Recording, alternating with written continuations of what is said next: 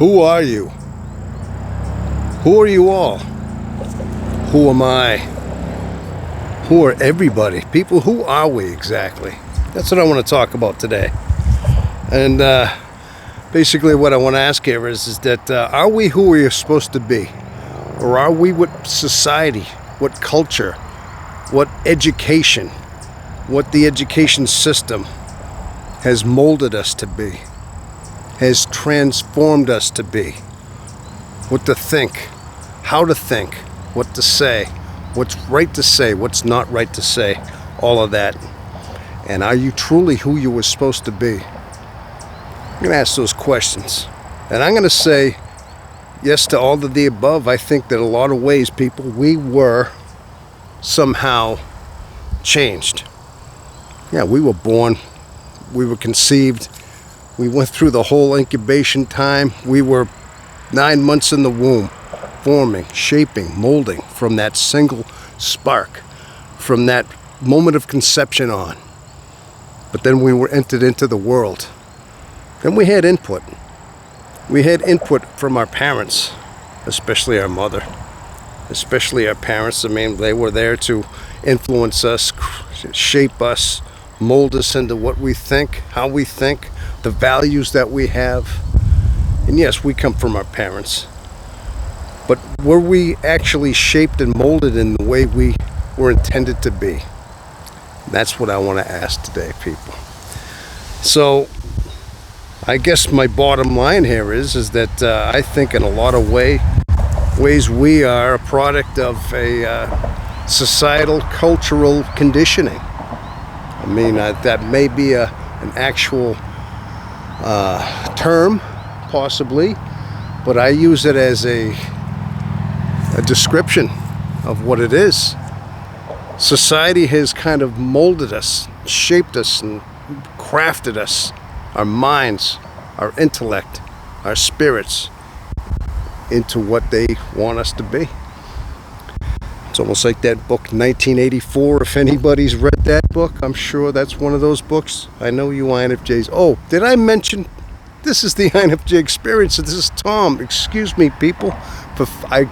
Allow me to introduce myself. I sometimes forget to do that right in there.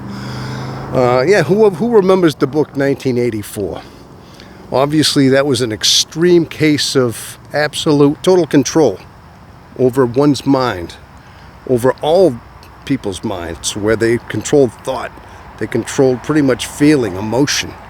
Even common human relationships were controlled by that society. Now, I'm not saying it's that extreme. I'm not saying it's that far-reaching. But yes, but does the human animal have that capability of that type of immense, let's say, control over other people? I say, depends on who they are. It depends on the individuals. Depends on people. Some people are born just very, very malleable, and they will shape and conform into whoever and whatever society creates them to be. Then there's the rebels. I mean, are there any in-betweens? Is it either that or that? Yeah, okay, there's some that question authority. There's some that kind of give a little bit of a hard time. There are some that don't really want to conform. Then there are the absolute rebels of society that completely question everything. And then they stand on the outskirts of town looking in, basically because they want to be who they are, think what they want to be, think what they want to think. People, that's most INFJs right there. They're the ones that want to think outside the box. I mean, they're introverted intuition. They think deep. They think vastly. And for the most part, they're not going to be conformed, shaped by societal norms as well. Yeah, I can't speak for everybody, but for the most part, that's what it is. But yeah, the human being, the human animal is impressionable and can be shaped. Now, here's an example, people. I mean, gosh, I was born here in the United States, northeastern United States to be exact. As you can see, it's a beautiful, wonderful September. It's just starting to change. Look at that, leaves are starting to change out there, so you know where I live. But what if I was born in, let's say, Japan? Okay? Just put me in Japan, wherever, Tokyo, Japan, maybe some countryside.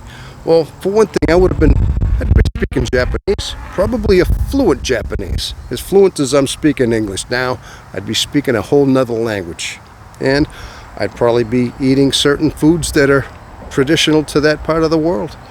Maybe sushi, maybe, well, whatever it is that the Japanese people eat. I mean, so basically I'm saying that I'd be culturalized into that world, into that environment. Same thing with any other type of country or environment that you're from. So yes, in a sense, we are culturalized by our location, by our geographical location. Each and every one of us has that as a cultural conditioning. So that much is proven, because you take that same Japanese child at a very young age and you put him in where I'm living, and let's swap places. And we basically become each other, even though we're different people. I mean, we might not be exactly it. We're not exactly perfectly it. I mean, obviously we still have our DNA, we still have our chemistry, our makeups, but our cultural conditionings will be swapped in a sense. See? So I guess that my point is that in a sense, yes, that's the conditional cultural conditioning example right there is what that is. So it goes beyond that though. Then you got education. Now education typically is supposed to be reading, writing, and arithmetic. They're just supposed to teach you the basic fundamentals of just functioning, how not to be illiterate, how to function, how to be able to prosper in your work, in your society, so you can maintain a job, so you can maintain just a certain level of importance, not importance, but just contribution to the society, contributing to the society, let's say. But it seems as though, in some ways, education takes it upon themselves to indoctrinate children into thinking a certain way, having a certain mindset, having a certain belief, certain woke ideologies, etc., etc. I don't need to go into all the different aspects of what the indoctrination is. But what I'm saying is that they may find that as this is their version of truth, but is it really? And are they not just being indoctrinated and having their minds to think a certain way that they were never intended to be? Not just as an individual, but as a human races in general. These are questions I ask people. These are questions we should know. And so I'd have to say yes to a lot of these things. So, but the thing is, one thing you have to be, you can rise above this again. Everything comes down to awareness. When I say awareness, I mean just an idea of knowing what is happening. Basically just having an awareness as to where things go. So when you have these awarenesses about the world and this situation, when you're not just kind of blindly in it, when you're not just like asleep in the matrix, in those little pods where you're just being fed everything, you're having your reality basically poured into you. Yeah, there's the matrix reference. Well, when you come outside of that matrix and you start seeing things and hearing things on your own and seeing the world for the way it was intended to be, nobody can control you. Nobody can change you into what society thinks you should be. So I guess my point is, people, is that yes, in a way, we've all been changed. We've all been kind of taken and molded and shaped by societal culturalization. Gosh, sometimes I have a hard time pronouncing these words, don't I, people? So that's just something to think about, people. That's part of what I was going to say, is that this is part of the segment of what I wanted to talk about, is that. So I guess the best thing that you can come out of this, from this particular example of what I'm talking about, people, is do your best to be who you are. And by just making sure that your mind and your thoughts are clean and clear, and distinguishing what you know is right and wrong. Okay, we all have a different level of truth, different level of morality. I understand that. But there is a certain level of right, wrong, and reasoning that seems to just go hand in hand with with our experience as people, as human beings, as INFJs. Not saying you have to all think exactly alike, but there is something that makes you have to think in a decent moral set of conducts, I guess I should say. That's basically it. That's basically it. So, anyway, my answer to the question is, who are you? Yes, we are pretty much molded by everything around us in society. But you can find your true self. You truly can. And a lot of it has to do with minding your own thoughts in your own mind.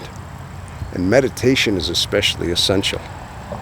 When you find out that when you meditate properly, when you cleanse your mind, separate your thoughts, and make sure that your spirit is somehow outside of your thoughts, outside of your living thoughts, flashes of insight will come to you.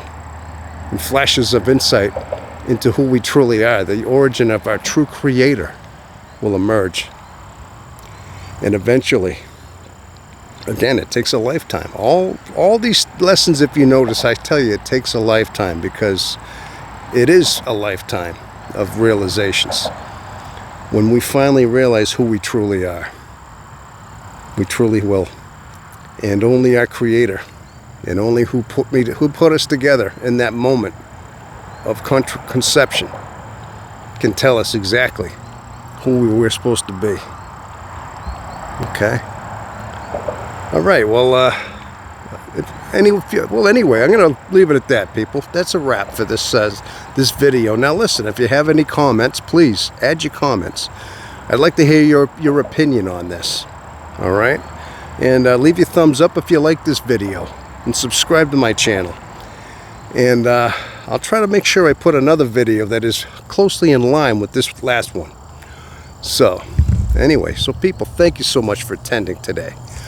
And as I always say at the end of every broadcast, have a wonderful rest of your day.